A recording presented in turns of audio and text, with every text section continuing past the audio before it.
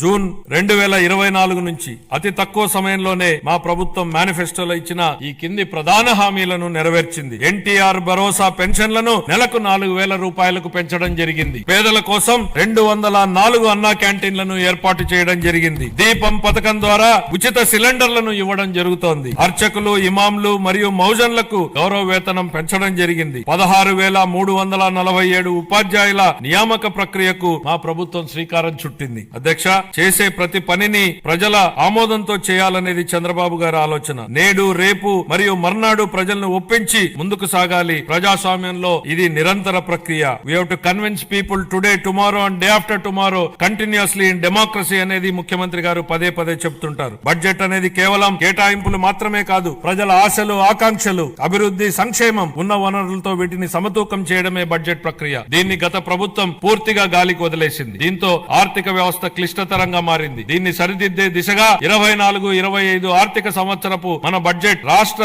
దిద్దుబాటుకు పునాది వేసింది. ఇప్పుడు మా ప్రభుత్వం ప్రతి రూపాయిని లెక్కించి, ప్రతి శాఖతోనూ లోతుగా చర్చించి, ప్రతి అవసరాన్ని గుర్తించి, వారి భవిష్యత్ సవాళ్లను విశ్లేషించి 25-26 బడ్జెట్ ను రూపొందించాం. అధ్యక్ష.